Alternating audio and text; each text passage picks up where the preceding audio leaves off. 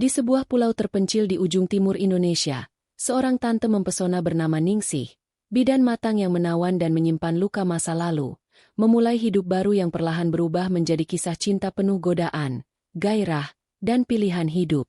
Antara hasrat yang tumbuh bersama dokter muda, cemburu dari perawat lokal, dan dilema masa depan, Ningsih dihadapkan pada satu pertanyaan. Apakah cinta sejati bisa tumbuh di tempat yang paling tak terduga?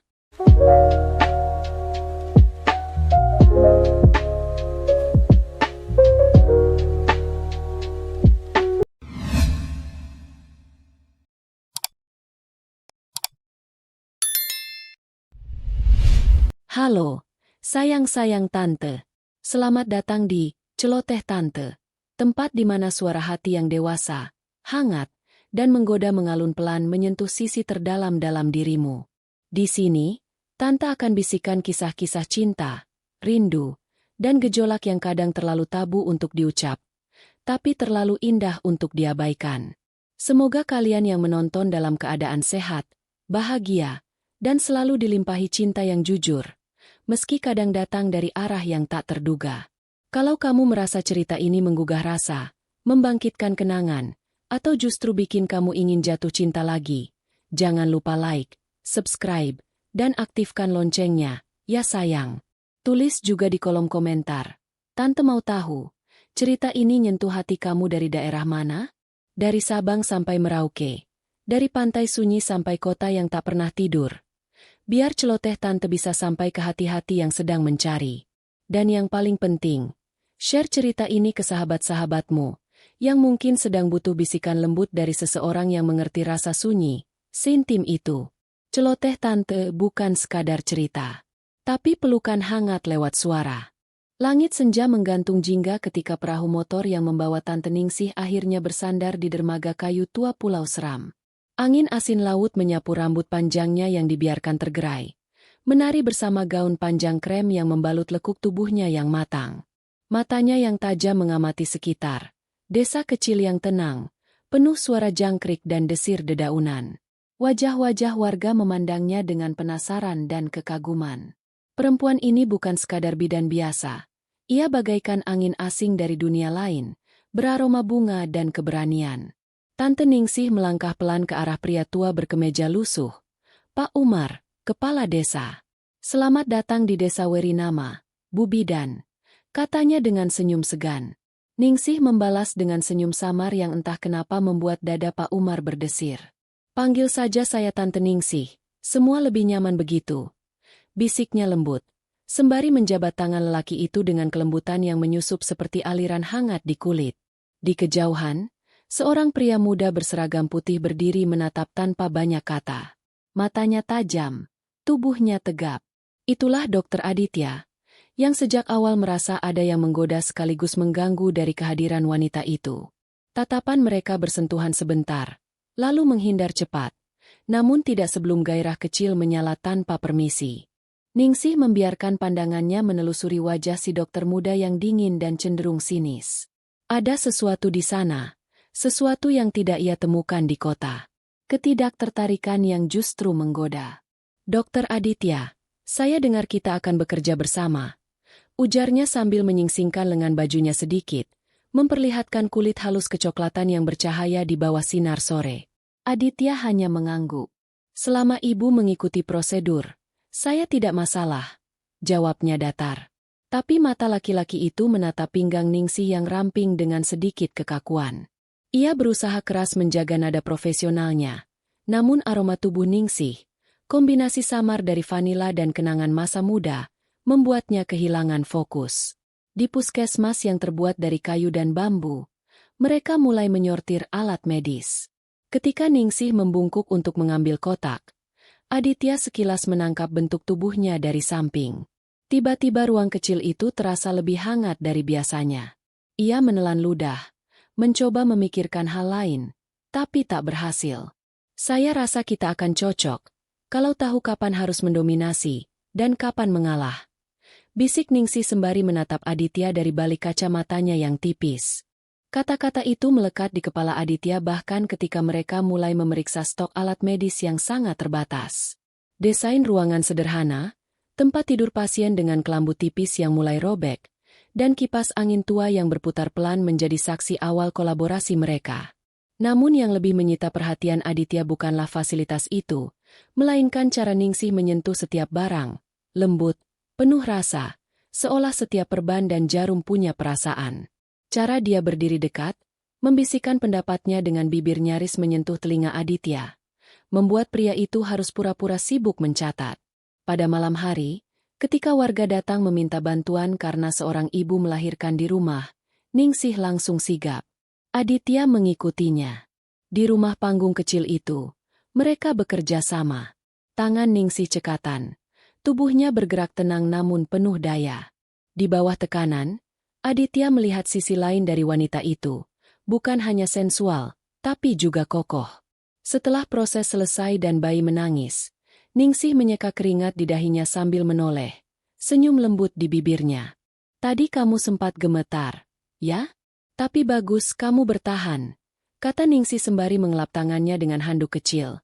Tubuhnya hanya terbalut daster tipis yang terkena cipratan darah bayi. Aditya menelan ludah, tak bisa menjawab. Malam itu terasa terlalu panas, terlalu dekat, terlalu hidup. Beberapa jam setelah mereka kembali ke puskesmas, seorang warga datang panik, seorang pria tua kolaps di kebun. Tanpa banyak bicara, mereka langsung berlari ke lokasi. Gelap, hanya lampu senter dan cahaya bulan sebagai penerang. Ningsih membungkuk di atas tubuh si pasien, lututnya sedikit terbuka, bajunya menempel ketat karena peluh. Aditya duduk di sebelahnya, membantu mengecek tekanan darah. Tangan mereka beberapa kali bersentuhan. Sekilas, mata mereka bertemu. Nafas mereka tersendat. Kamu bisa pegang ini? Tanya Ningsih sambil menyerahkan perban, tapi sengaja menyentuh tangan Aditya lebih lama. Tubuh mereka terlalu dekat di ruang yang sempit. Saat kembali, mereka berjalan berdua menyusuri jalan setapak menuju puskesmas. Sini. Angin malam membawa aroma tanah basah dan aroma tubuh mereka yang lelah namun membara. Kau harus terbiasa dengan malam-malam yang panjang di tempat seperti ini, bisa sangat menggoda. Suara Ningsih terngiang di telinga Aditya bahkan keesokan paginya.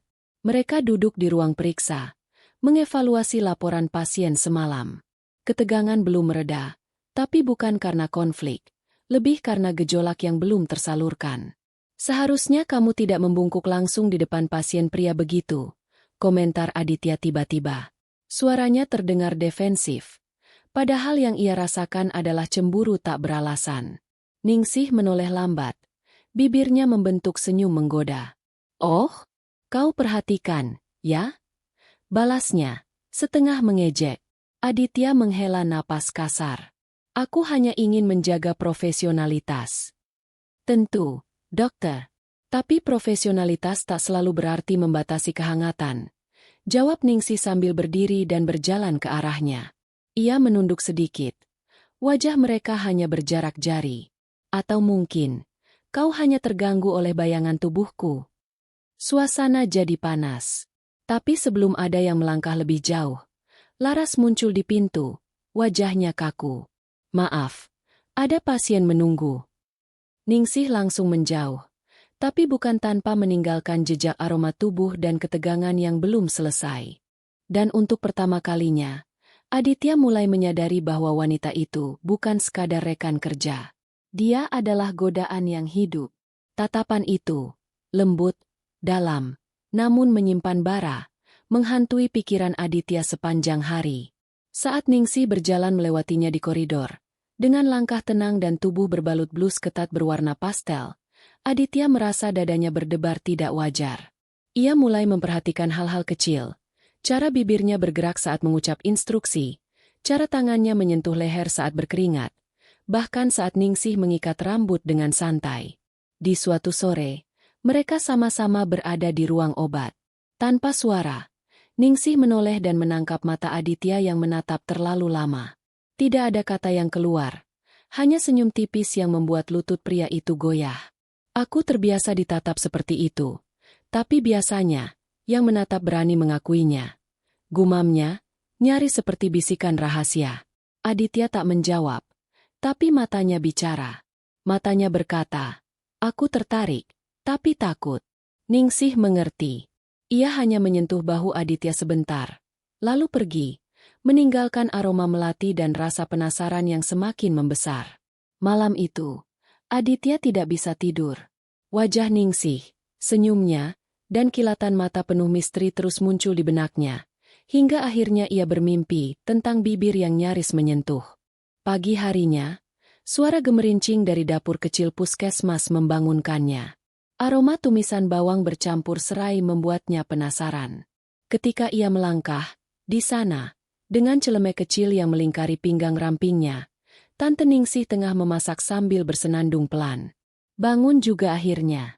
Sini, bantuin motong sayur, biar kau nggak cuma bisa ngomel soal prosedur. Godanya tanpa menoleh. Aditya tersenyum kaku, namun tanpa sadar menikmati pemandangan di hadapannya. Cahaya pagi menyelinap masuk lewat celah kayu, menyinari lekuk tubuh Ningsih dari samping. Keringat kecil membasahi pelipisnya, membuat kulitnya tampak bercahaya. Saat mereka berdiri berdekatan, bahu bersentuhan. Ningsih tertawa saat Aditya secara tak sengaja memotong cabai terlalu besar. Kau belum pernah masak buat perempuan, ya? Tanyanya.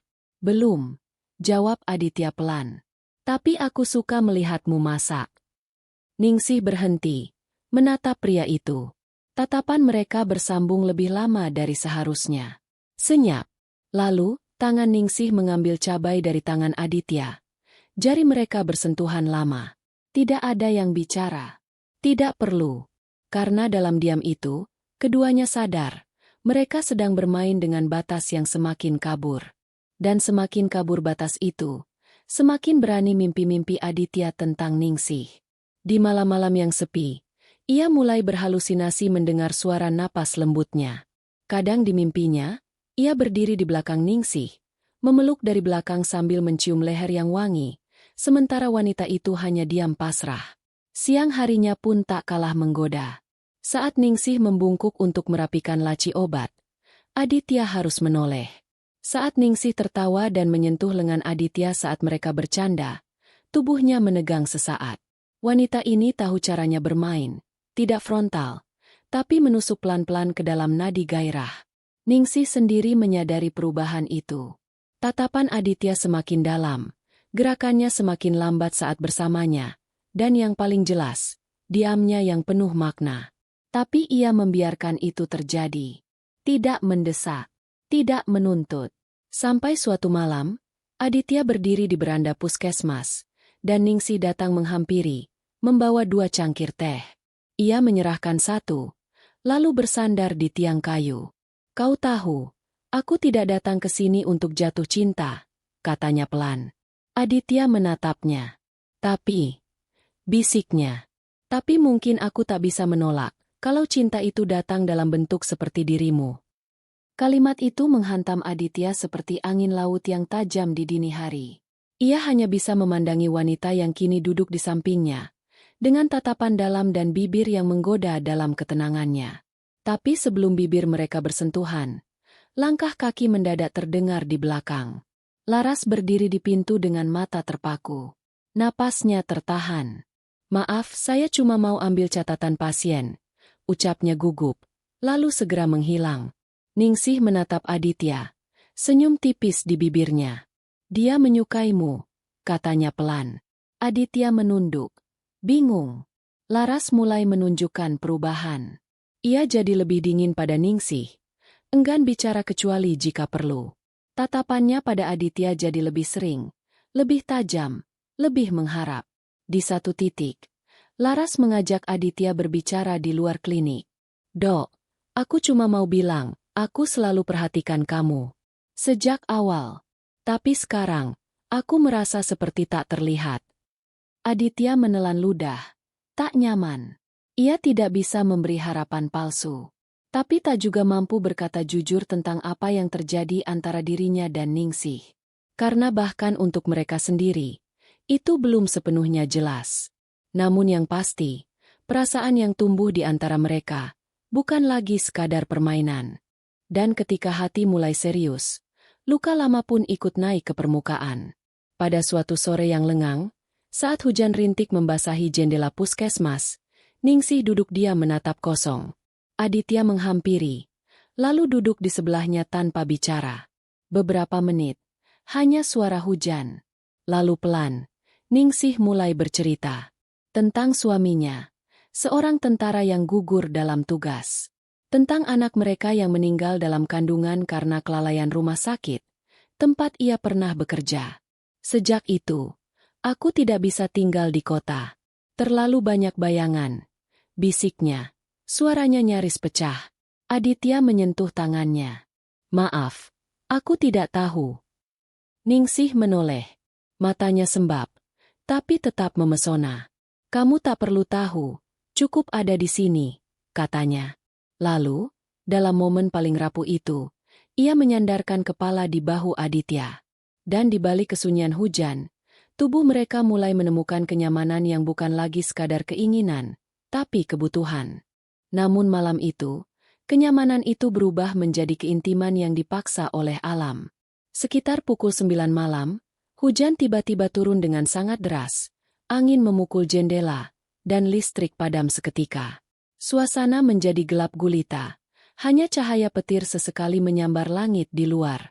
Ningsih muncul dari kamarnya dengan senter kecil dan daster tipis yang nyaris tembus cahaya karena lembab. Kita harus pastikan semua obat aman dari kelembapan, ujarnya. Aditya, yang baru selesai mandi dan hanya mengenakan kaos tipis serta celana pendek, mengangguk pelan. Mereka menyusuri koridor puskesmas. Cahaya senter menggantung rendah dan menciptakan siluet tubuh di dinding kayu. Di gudang kecil, mereka berdesakan, ruang sempit, napas hangat, tubuh bersentuhan. Ningsih tanpa sengaja menabrak dada Aditya. Maaf, bisiknya, namun tidak menjauh. Dalam detik itu, semuanya diam. Jantung mereka berdetak begitu keras. Aditya mengangkat tangan, menyentuh pipi Ningsih yang basah karena lembab ruangan. Ningsih menutup matanya. Tapi belum. Mereka masih menahan. Masih belum membiarkan segalanya runtuh. Lalu, di tengah badai yang mengguncang pulau itu, mereka terjebak berdua semalam suntuk di ruang yang hanya menyisakan satu ranjang kecil dan terlalu banyak alasan untuk tidak saling menyentuh. Mereka duduk berdua, di bawah cahaya lilin yang berkelap-kelip. Hujan masih deras, dan suara angin melolong membuat suasana seperti dunia hanya milik mereka berdua.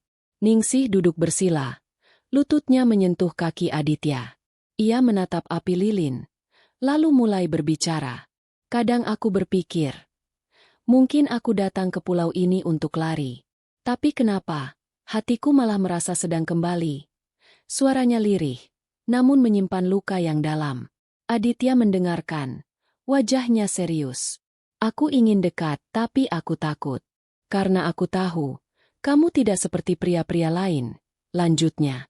Aditya mendekat, menangkupkan tangan di atas jemari Ningsih. Apa kamu juga takut dengan perasaanmu sendiri? Lilin bergoyang, dan bayangan mereka menari di dinding. Jarak semakin tipis. Aditya mengusap rambut Ningsih ke belakang. Wajah mereka hanya tinggal beberapa sentimeter. Tapi, bibir itu belum bertemu. Hanya napas. Hanya getaran. Aku tak ingin menyesal lagi, ucap Ningsih pelan. Aditya mengangguk. Begitupun aku. Tapi malam itu mereka tidak tidur. Bukan karena takut, tapi karena perasaan yang tumbuh semakin dalam, semakin rumit, dan semakin tak bisa dihindari. Saat waktu menunjukkan pukul 2 dini hari, hujan mulai mereda. Mereka duduk di ranjang, bahu bersentuhan, keheningan menggantung seperti benang yang siap putus. Ningsih menoleh perlahan. Matanya menatap bibir Aditya, dan Aditya tak lagi bisa menahan. Ia mendekat, sangat pelan, mencium aroma kulit yang lembut dan segar. Bibir mereka hanya sejengkal. Napas mereka saling bertaut. Lalu, tangan Aditya menyentuh pinggang Ningsih, lembut namun pasti. Namun sebelum bibir mereka bersatu, Ningsih menahan dengan 2 jari di dada Aditya. Belum, katanya dengan senyum tipis. Kalau terjadi sekarang, itu karena situasi, bukan karena kita benar-benar siap. Aditya menutup mata, menarik napas dalam. Ia memahami. Dan justru karena itu, perasaan di dadanya meledak. Hormatnya pada Ningsih tumbuh. Bukan sekadar karena pesona tubuhnya, tapi karena kendali dirinya. Kamu benar, katanya. Ningsih hanya tersenyum, lalu membaringkan kepalanya di bahu Aditya, dan mereka duduk begitu sampai pagi datang. Dan ketika pagi menjemput, di luar sana seseorang diam-diam menyaksikan mereka keluar dari ruang itu. Laras. Mata Laras membelalak saat melihat Ningsih keluar lebih dulu. Rambut sedikit berantakan, disusul oleh Aditya yang tampak canggung. Ia tidak mengatakan apapun, hanya berbalik dan melangkah cepat ke ruang perawat. Hatinya bergejolak. Selama ini, ia menyimpan rasa pada Aditya, rasa yang perlahan tumbuh jadi harapan. Dan kini harapan itu seperti diinjak. Ia menatap pantulan wajahnya di cermin kecil di ruang jaga, dan air matanya jatuh diam-diam. Di siang harinya, Ningsih mencoba mendekatinya. Laras, bisa bantu saya? Saya sibuk, Bu. Potong Laras tajam. Ningsih menghela napas. Ia tidak buta. Ia tahu gadis muda itu sedang marah, dan ia tahu kenapa. Tapi ia juga tidak bisa menjelaskan sesuatu yang bahkan belum terjadi. Aditya mencoba bicara dengan Laras. Jangan jauhi Bu Ningsih. Dia tidak salah, katanya. Tapi Laras menatapnya dengan mata merah. Kamu tahu aku suka kamu, kan? Kenapa malah dengan dia? Aditya hanya diam. Ia tidak ingin menyakiti siapapun. Tapi diamnya justru menyakitkan. Dan sejak saat itu, Laras berubah. Bukan hanya menjauh, tapi mulai menebar tatapan penuh penilaian terhadap hubungan mereka. Dan di malam berikutnya, Ningsih berdiri di depan jendela kamarnya, menatap bulan, dan berkata dalam hati, perasaan ini tak lagi bisa aku sembunyikan. Maka saat Pak Umar mengundangnya hadir dalam upacara adat desa seminggu kemudian, Ningsih menerima dengan senang hati. Ia tahu, malam itu akan menjadi titik balik. Upacara berlangsung meriah. Warga mengenakan pakaian tradisional, api unggun dinyalakan, dan suara tifa berdentam di antara nyanyian tua yang magis. Di tengah acara, Ningsih diminta ikut menari. Ia mengenakan kain merah marun, rambutnya disanggul sederhana, dan selendang melingkar di pinggang rampingnya. Saat Ningsih menari, semua mata tertuju padanya. Gerakannya lembut tapi kuat. Tubuhnya meliuk seolah menyatu dengan alunan musik. Aditya terpesona. Ia duduk di antara warga. Namun rasanya seluruh dunia menyempit hanya untuk menatap wanita itu. Bahkan Laras, yang berdiri di dekat dapur umum, tak bisa menahan tatapan kagum, meski dengan rasa pedih. Setelah tarian usai, Aditya menghampiri Ningsih yang masih berkeringat. Wajahnya bercahaya oleh nyala api. Kamu luar biasa malam ini, katanya dengan suara serak. Ningsih tersenyum pelan. Kamu tahu, Aditya malam ini, aku ingin berhenti menahan. Dan saat Aditya menggenggam tangannya dengan lembut, dunia mereka menjadi sunyi. Hanya ada satu langkah lagi menuju malam yang tak akan terlupakan. Setelah semua warga kembali ke rumah masing-masing dan api unggun mulai padam, Ningsih mengajak Aditya berjalan menyusuri pantai di ujung desa. Ombak kecil memecah di kaki mereka, dan cahaya bulan memantulkan kilauan di mata keduanya. Tak banyak bicara. Hanya tatapan dan napas yang tertahan. Di antara desir ombak dan wangi laut, Ningsih berhenti, menoleh ke arah Aditya, dan tanpa kata, mereka saling mendekat. Ciuman pertama itu bukan sekadar pelepasan hasrat. Itu penegasan bahwa mereka sudah menyerah pada perasaan. Ciuman itu berlanjut menjadi pelukan, kemudian tangan-tangan yang mulai menjelajahi punggung, leher, hingga kelekuk tubuh yang selama ini hanya dibayangkan. Di sebuah gubuk kecil milik nelayan, dengan pintu yang separuh rusak, mereka berdua masuk dan menyalakan satu lentera. Di dalamnya, tubuh mereka menyatu. Dengan pelan, dengan rasa, dengan ketulusan yang tak lagi perlu ditutupi. Aditya mencintai setiap jengkal tubuh Ningsih, sementara Ningsih membimbingnya dengan kelembutan matang dan hasrat yang terpendam terlalu lama. Dan di antara napas berat dan gumam tertahan, malam itu menjadi saksi bahwa dua jiwa yang terluka akhirnya menemukan rumahnya. Namun pagi menjelang dengan aroma garam dan kenyataan. Ningsih terbangun lebih dulu, mengenakan kembali pakaiannya perlahan, lalu duduk di ambang pintu gubuk. Aditya terbangun tak lama kemudian, menatap punggung wanita yang kini membisu. Menyesal? Tanyanya pelan. Ningsih menoleh, senyum samar di bibirnya. Tidak, jawabnya. Tapi aku tahu, setelah ini semuanya akan berubah. Mereka tahu dunia tidak akan membiarkan cinta ini berjalan tenang. Akan ada tatapan. Akan ada bisik-bisik. Akan ada harga yang harus dibayar. Mereka kembali ke puskesmas. Berjalan berjarak. Di depan warga, Ningsih tetap seperti biasa. Anggun, tenang, profesional. Tapi setiap kali Aditya lewat di dekatnya, matanya tak bisa berbohong. Laras melihat semua itu. Dan wajahnya semakin gelap. Dalam keheningan malam, Ningsih duduk di depan cermin. Ia menyentuh lehernya, tempat Aditya pernah mencium dengan lembut. Lalu ia bertanya pada dirinya sendiri, apakah cinta ini layak diperjuangkan, atau hanya akan menjadi luka baru? Sementara itu, Laras mulai merancang keberaniannya untuk bicara, meski dengan risiko hatinya sendiri. Sore itu, ia menunggu Aditya di belakang puskesmas, di dekat gudang alat. Udara lembab, dan langit mendung, seolah ikut menyerap kecamuk hatinya. "Dok, aku mau bicara," katanya ketika Aditya muncul. Pria itu mengangguk. "Tenang. Sejak awal, aku lihat cara kamu kerja, cara kamu menatapku. Dan aku percaya, aku punya peluang. Tapi sekarang semua itu hilang." Ucapnya tanpa henti, mata memerah. "Laras." Aditya menatapnya. "Berat. Kamu baik. Sangat baik. Tapi hatiku tidak bergerak ke arah itu. Aku tak ingin memberimu harapan palsu." Kalimat itu seperti sembilu, menghujam pelan tapi pasti. Laras mengangguk cepat, berusaha tegar. Tapi satu air mata jatuh juga. "Aku hanya ingin jadi yang kamu lihat," bisiknya. Lalu berlari pergi. Aditya tidak mengejarnya. Ia hanya berdiri diam, merasa bersalah meski tahu ia sudah jujur.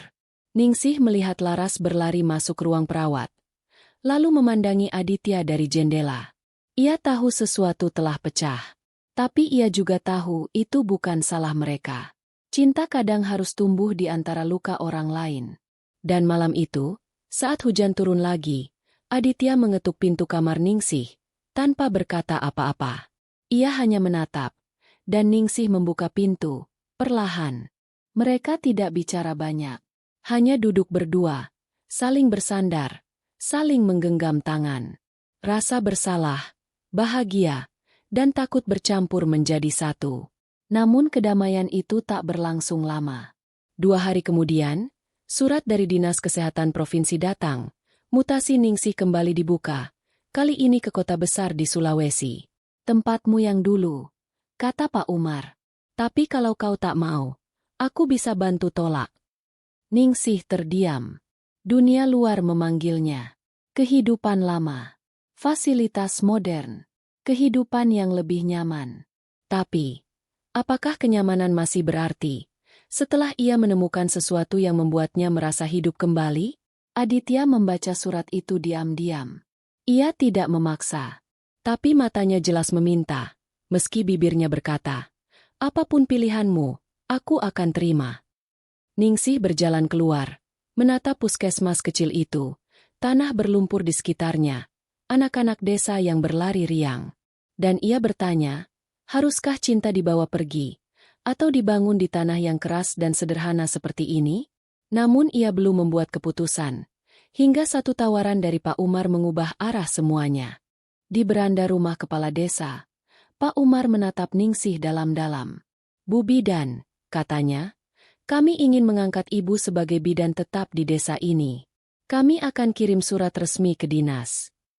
Ningsih terperangah. "Tapi prosedurnya?" "Kami sudah siapkan. Kami tahu ibu bukan hanya tenaga medis di sini. Ibu bagian dari hidup kami sekarang." Tawaran itu seperti oase di tengah keraguan. Ia bisa tinggal. Ia bisa memilih tanpa merasa lari.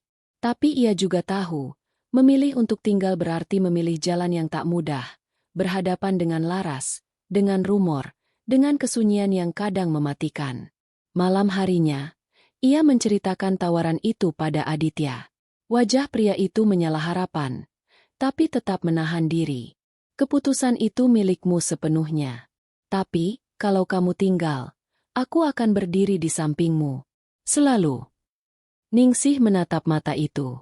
Mata yang dulu asing, kini menjadi tempat berpulang. Ia belum menjawab, tapi senyum kecilnya mulai menjelaskan semuanya. Dan esoknya, ia berdiri di depan cermin, merapikan rambutnya, mengenakan seragam bidan dengan hati yang lebih tenang. Karena untuk pertama kalinya, ia tahu kemana dirinya harus pulang. Namun kepulangan sejati tak lengkap sebelum luka disembuhkan, terutama luka yang tertinggal di hati Laras. Sore itu, Ningsih menghampiri Laras di ruang logistik, tempat gadis muda itu sengaja menghindari kontak beberapa hari terakhir. Laras. Sapa Ningsih pelan. Laras mengangkat kepala. Mata masih sedikit enggan. Saya bukan ingin merebut apapun. Saya juga tidak bisa mengubah perasaan siapapun. Lanjut Ningsih, tulus. Laras menunduk. Lama. Saya yang salah, terlalu cepat berharap, terlalu cepat membenci. Suaranya pelan, namun jujur. Ningsih meraih tangannya. Tidak ada yang salah dengan mencintai. Tapi kita tak selalu bisa memaksa siapa yang harus membalasnya. Mereka berpelukan. Hangat, lega, dan akhirnya berdamai. Laras menangis. Tapi kali ini bukan karena cemburu, melainkan karena beban yang lepas. Ia tahu, kedewasaan bukan hanya menerima cinta, tapi juga melepaskannya tanpa dendam. Dan pada hari berikutnya, mereka berdua kembali bekerja berdampingan, bukan lagi sebagai saingan, tapi sebagai dua perempuan yang kuat dalam cara berbeda. Seolah semesta ikut memberkati keputusan Ningsih, kabar baik datang tak lama kemudian. Bantuan dari Dinas Kesehatan tiba, alat USG portable, kulkas vaksin baru, dan beberapa perlengkapan penting lainnya. Pak Umar, dengan senyum lebar, menyampaikan langsung bahwa nama Ningsih disebut secara khusus dalam laporan rekomendasi. Karena ibu, desa kami mendapat perhatian. Terima kasih. Katanya tulus. Aditya membantu memindahkan alat-alat baru ke ruang periksa. Saat ia mengangkat kotak terakhir, Ningsih menepuk bahunya pelan. Kita mulai lembaran baru, ya? Ucapnya. Bukan hanya dalam kerja, tapi juga hidup. Hari itu mereka semua bekerja hingga sore, bersih-bersih, menata ulang ruangan. Dan meskipun lelah, semua tampak ringan. Karena beban yang dulu menggantung di antara mereka sudah hilang. Dan saat matahari terbenam, Ningsih berdiri di halaman puskesmas, menatap gedung yang sederhana itu dengan hati yang penuh.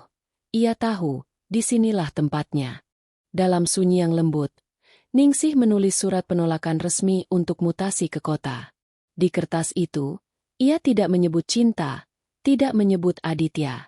Ia hanya menulis, saya memilih tetap, karena saya belum selesai menjalani panggilan saya di sini. Keputusan itu bukan untuk siapapun, bukan karena pria, bukan karena dendam masa lalu. Tapi karena ia menemukan makna di antara peluh warga desa, di antara suara tangis bayi yang lahir di tangannya, dan di antara senyum-senyum kecil yang memanggilnya, Tante. Aditya tahu keputusan itu akan datang. Tapi saat Ningsih menunjukkan surat itu, matanya tetap berkaca. Aku tidak memintamu tinggal, tapi aku bahagia kamu memilihnya, katanya sambil menggenggam tangan wanita itu. Ningsih menatapnya, mengangguk. Karena ini bukan hanya tentang kita. Ini tentang siapa aku sekarang. Dan di malam itu, mereka berdiri berdua di tepi dermaga. Tanpa kata, hanya pelukan yang menjawab semua. Angin laut membelai rambut mereka, dan ombak memecah pelan di kaki. Aditya menyentuh wajah Ningsih. Jari-jarinya menggambar garis pipi dan dagu wanita yang kini menjadi pusat dunianya. Kamu tahu, katanya pelan. Aku datang ke sini karena ingin lari dari masa lalu, dan ternyata bertemu masa depan. Ningsih tertawa kecil, manis dan tenang. Kita mirip, ya. Sama-sama bersembunyi, tapi akhirnya justru bertemu. Mereka duduk di pasir, menatap bintang. Malam tenang. Tidak ada keinginan untuk terburu-buru. Tidak ada ambisi selain saling menjaga. Mereka tahu, hari esok mungkin tidak selalu mudah, tapi mereka juga tahu, mereka sudah lebih kuat dari sebelumnya. Dan ketika Aditya menggenggam tangan Ningsih dan menciumnya perlahan, Ningsih menutup mata. Dalam satu ciuman itu, ada janji, bukan cinta yang terburu-buru, tapi yang tumbuh, lembut, dalam, dan setia. Dan di ujung dunia yang terpencil itu, dua hati yang pernah patah, akhirnya sembuh bersama. Beberapa bulan kemudian, Ningsih menulis di buku hariannya, buku kecil yang selalu ia simpan di laci meja periksa. Aku tak pernah membayangkan akan menemukan cinta, gairah, dan kedamaian di tempat yang bahkan tidak ada di peta turis. Tapi mungkin, yang paling indah memang bukan yang dicari, melainkan yang ditemukan saat kita berhenti mencarinya. Aditya bukan pangeran impian. Tapi ia adalah lelaki yang melihat aku bukan sebagai wanita yang pernah patah, tapi sebagai seseorang yang masih utuh. Aku bukan perempuan muda yang bergairah seperti dulu. Tapi aku perempuan matang, yang tahu kapan harus memberi, kapan harus menunggu, dan kapan harus menyerah pada rasa. Dan di desa kecil ini, aku menemukan versi terbaik dari diriku sendiri, seorang tante, seorang bidan, seorang perempuan, yang akhirnya pulang. Kamu masih di situ, kan sayang?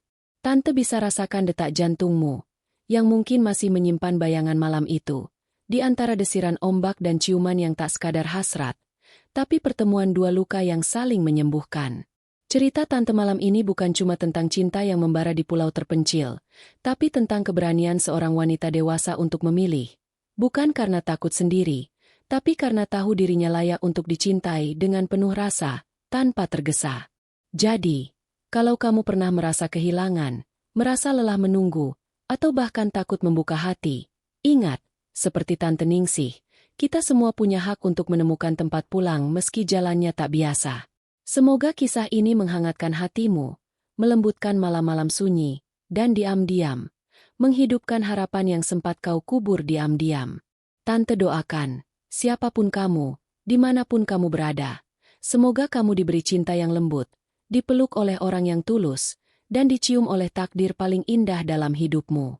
Dan kalau cerita ini membuatmu merasa terlihat, jangan lupa, ya sayang, subscribe, like, dan share ke temanmu yang juga butuh pelukan cerita seperti ini.